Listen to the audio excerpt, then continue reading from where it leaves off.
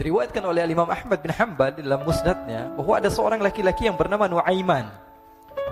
Ini Nuaiman di kehidupan Rasul sallallahu alaihi wasallam ada orang yang seperti itu gitu. Orang yang sering minum minuman keras. Rasul sallallahu alaihi wasallam marah, murka. Rasulullah kalau yang berhubungan dengan Rasulullah tidak marah. Tapi kalau sudah berhubungan dengan agama, Rasul sallallahu alaihi wasallam adalah orang yang paling marah, orang yang paling istiqamah dalam kebenaran. Maka Rasulullah panggil Nuaiman, apa yang kau lakukan? Dia katakan, aku minum minuman keras ya Rasulullah. Rasulullah cambuk dia.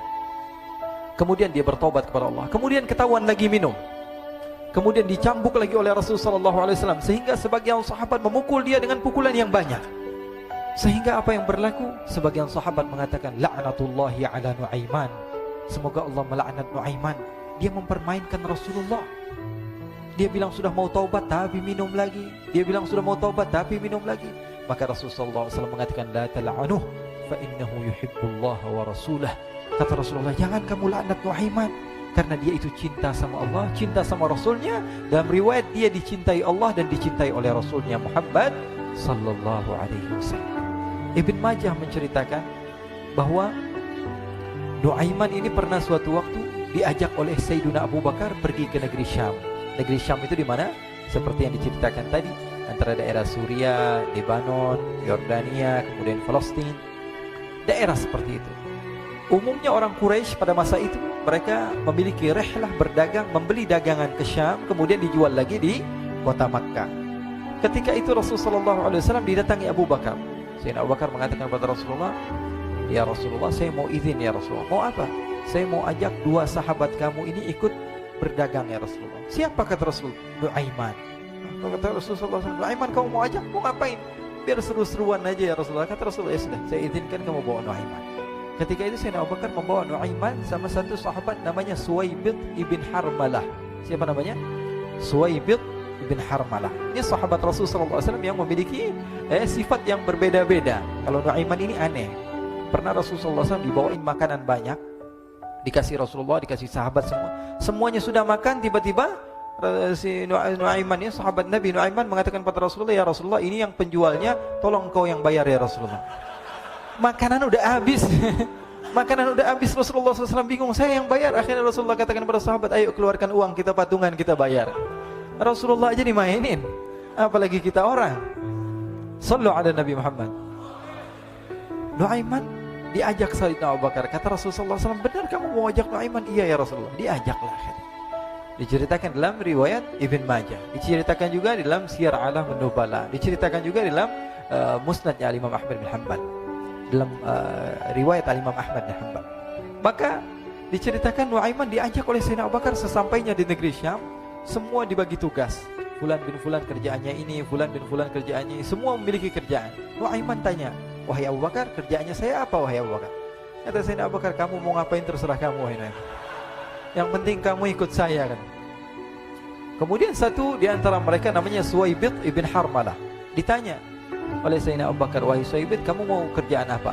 Kata Suwaibid, terserah kamu wahai Abu Bakar. Kata Sayyidina Abu Bakar, kamu menjaga makanan, karena saya tahu kamu ini adalah orang yang senantiasa menjaga amanah. Suwaibid ini kalau disuruh maju dia maju, disuruh mundur dia mundur, disuruh ke kanan dia ke kanan, disuruh ke kiri dia ke kiri. Orang yang ikut aja.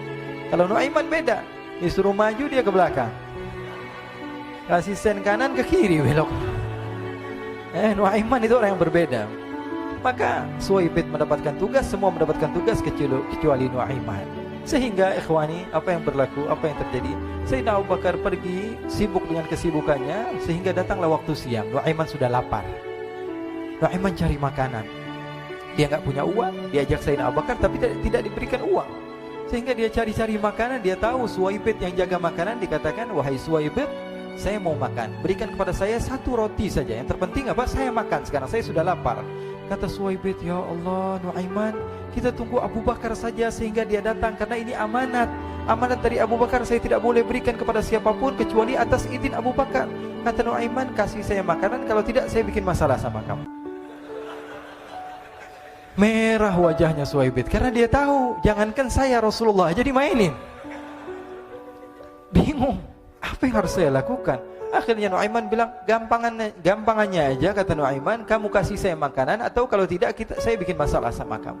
Bingung Suhaib pikir panjang. Setelah itu dia katakan, ya sudah Nuaiman, saya tetap mau jaga amanah Abu Bakar, karena saya takut ini adalah perintahnya Allah, perintahnya Rasulullah SAW, dan perintah daripada Abu Bakar, sahabatnya Nabi.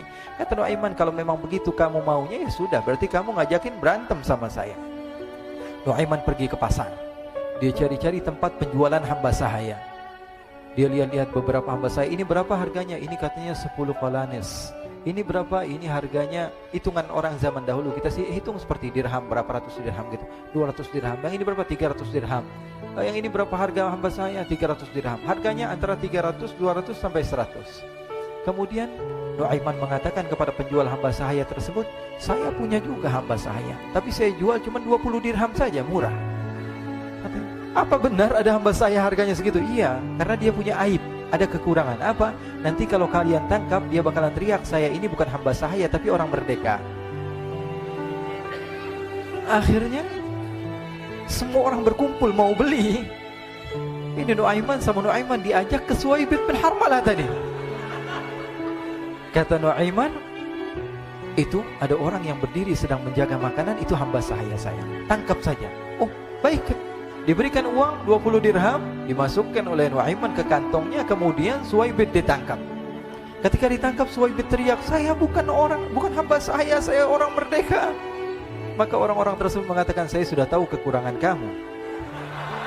Ini memang kekurangan kamu, memang kamu, tapi saya tidak perlu dengan bacot kamu, yang penting kerjanya kamu gitu. Ya kan hamba saya untuk apa? Untuk kerja. Mau dia ngomong apa, mau ngomel terserah, yang penting dia mau kerja. Akhirnya ditangkaplah Suhaib dan dijual di pasar. Nuaiman punya uang banyak ini. Dia beli makanan, dia beli minuman, dia beli hadiah buat Rasulullah. Dia beli macam-macam di negeri Syam ini. Waktu itu adalah superpower, adidaya Romawi. Pada masa itu semua barang mahal, tapi Nuaiman banyak uangnya. Dia belanja ini, belanja itu, sehingga Sayyidina Abu Bakar pun pulang. Ketika Sayyidina Abu Bakar pulang, Sayyidina Abu Bakar cari, mana ini Suhaib? Kita semua sudah lapar. Kata Nuaiman dengan mudahnya dia mengatakan, sudah saya jual wahai Abu Bakar. Maka Sayyidina Abu Bakar bertanya, apa yang kau lakukan wahai Nuaiman? Diceritakan oleh Nuaiman dengan jujur. Nuaiman ini orangnya apa adanya, tapi nyusahin. Saya jual. Akhirnya dibawa oleh Nuaiman, Sayyidina Abu Bakar pergi ke mana? Ke pasar. Lalu dibeli lagi oleh Sayyidina Abu Bakar As-Siddiq Suhaib yang tadinya orang merdeka menjadi hamba sahaya sebentar, kemudian dibeli lagi oleh Sayyidina Abu Bakar. Pulang ke Madinah, kisah ini diceritakan di hadapan Rasulullah SAW. Maka perawi mengatakan, fadhahikan nabiyyu hatta badat nawajidhuhu. Ketika diceritakan kisah Nuaiman tersebut dengan Suhaib, Rasulullah tertawa sejadi-jadinya sehingga gigi geraham Rasulullah SAW nampak di wajah mata para sahabat. Sehingga perawi lain mengatakan, 1 tahun berlalu Rasulullah, setiap ada tamu yang datang pada Rasulullah akan ceritakan kisah Nuaiman menjual Suhaib tersebut. Jadi ada ikhwani, jangan kalian kira Rasulullah SAW itu hidup di satu masa sahabat-sahabatnya itu seperti ustadz-ustadz yang khusyuk, yang kayak Habib bin Anis ini banyak. Bahkan ikhwani, mungkin di akhir karena masa yang sudah habis, pernah suatu waktu Rasulullah SAW didatangi asyraf, delegasi dari beberapa negara yang ingin mengenal apa itu agama Islam. Sehingga mereka datang ke rumah Rasulullah SAW membawa unta, kendaraan yang ketika itu kendaraan yang paling mahal mereka miliki. Itu untanya yang paling mewah. Diikat di depan rumah Rasulullah SAW. Tamunya pun masuk, duduk bersama Rasulullah SAW. Di depan rumah Rasulullah SAW ada beberapa sahabat. Ada Sayyiduna Hamzah. Kalian tahu Sayyidina Hamzah adalah orang yang pemberani. Ada Sayyiduna Umar. Kalian tahu Sayyidina Umar adalah orang yang pemberani. Ada Sayyiduna Ali bin Abi Thalib. Ada Sayyiduna Sa'ad bin Abi Waqqas. 4 sahabat ini lagi nongkrong gitu depan rumahnya Rasulullah SAW, berjaga sebelum Allah Subhanahu wa taala turunkan ayat wallahu ya'simuka minan nas.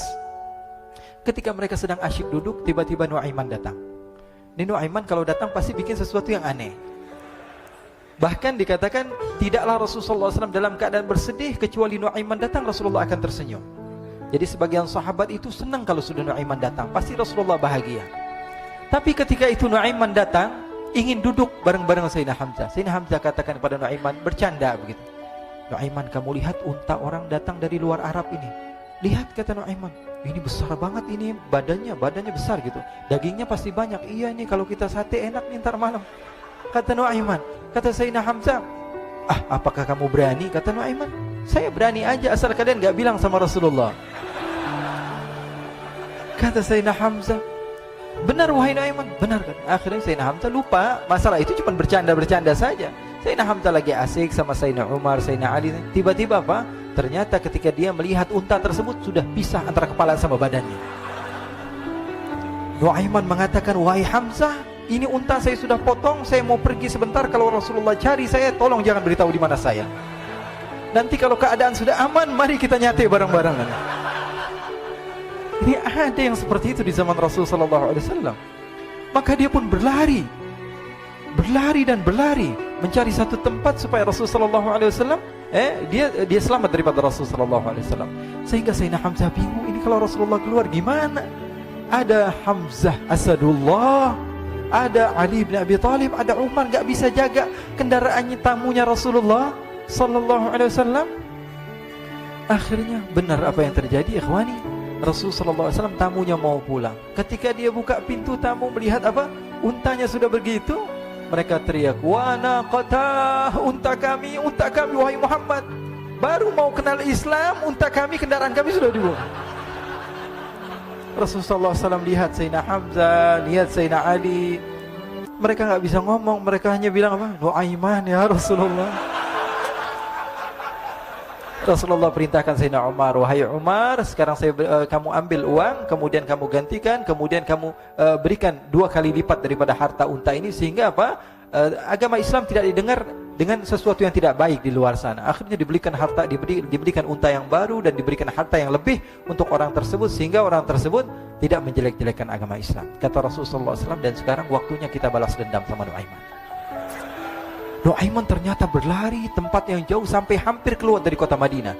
Dia dapatkan seorang sahabat Nabi yang hadir juga dalam peperangan Badar, namanya Al-Miqdad bin Al-Aswad. Siapa namanya? Al-Miqdad bin Al-Aswad ketika itu sedang menggali sumur. Ketika sedang menggali sumur, Nuaiman datang. Nuaiman katakan kepada Miqdad, wahai Miqdad, wahai sahabat Rasul, kamu orang yang hadir dalam peperangan Badar, kamu adalah orang yang hebat. Dipuji-puji sama Nuaiman. Ada maunya ini. Akhirnya dia bilang, wahai Miqdad, tolong saya. Kenapa wahai Nuaiman, kamu ini kekasihnya Rasulullah, orang yang disayang sama Rasulullah. Kenapa? Saya ini sedang dikejar-kejar orang jahat.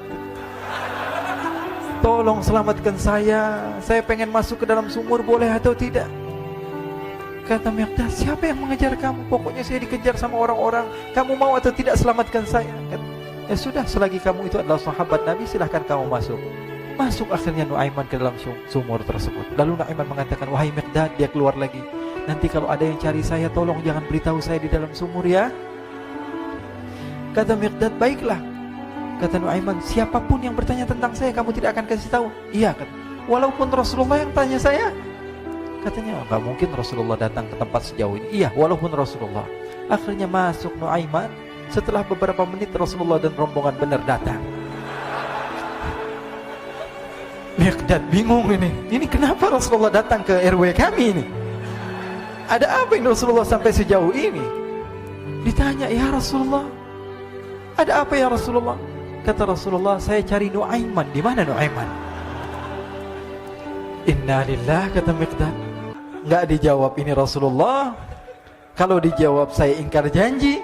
Akhirnya apa dia katakan? Wahai Rasulullah, mata saya tidak memandang kepada Nuaiman, tapi tangannya nunjuk ke dalam sumur. Sahabat. Apa dia bilang? Mata saya tidak melihat kepada Nuaiman, tapi tangannya nunjuk ke sumur. Akhirnya dibuka sama Rasulullah, Nuaiman muncul. Kata Rasulullah, Nuaiman, kamu bikin malu saya, wahai Nuaiman.